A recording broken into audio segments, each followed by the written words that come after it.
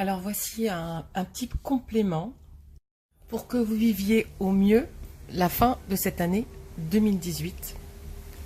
Parce que 2018, ce qui est quand même délicat avec cette année, même si elle est super, parce qu'elle nous aide vraiment à régler nos héritages, à nous débarrasser de nos croyances, à revisiter les paradigmes sur lesquels on s'est construit, cette année fait quand même remonter toutes nos blessures d'enfance, des situations bouleversantes que nous connaissions pourtant par cœur et que nous pensions avoir bien compris.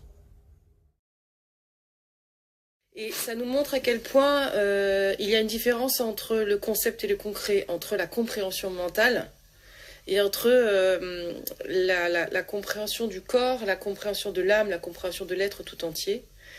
Et justement, ce qui est génial cette année, c'est qu'il y a beaucoup de gens qui disaient « moi j'ai fait le travail sur moi j'ai compris, c'est bon », alors que quand la situation se présente, il y a un bouleversement émotionnel très très fort et on est très étonné d'être encore bousculé, justement, par ce qui se passe. Et c'est là où je trouve que c'est intéressant parce que ça montre que la compréhension est une chose, maintenant l'intégration et la libération, c'en est une autre. Et du coup, ce qui est hyper intéressant, c'est justement, on n'a pas le choix puisque ça nous bouleverse physiquement et émotionnellement et ça impacte sur notre vie de tous les jours.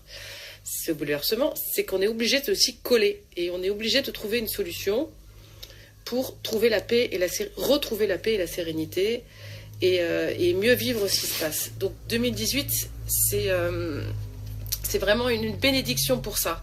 Voilà.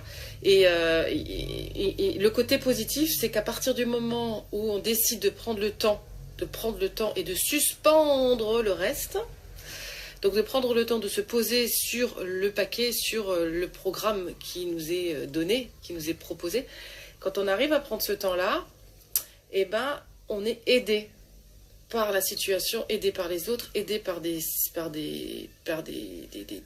aides, par des signaux, par des alarmes, par des personnes qu'on rencontre. Il y a une vraie aide. Donc 2018, c'est pénible parce que ça fait remonter des choses et en même temps, quand on s'y colle, ça aide. Il faut juste accepter le temps que ça prenne, le bouleversement émotionnel, l'intégration, la fatigue que ça engendre. Et donc, les programmes bien établis qu'on a mis en place dans notre tête, on est obligé de mettre de la souplesse, dans cette année 2018. Voilà, donc il reste 4 mois, même plus. Enfin, il reste 3 mois et demi. Il reste 3 mois et demi, donc il faut arriver il faut arriver à se donner, il faut se donner cette fin d'année pour soi. C'est 2018, c'est une année pour soi.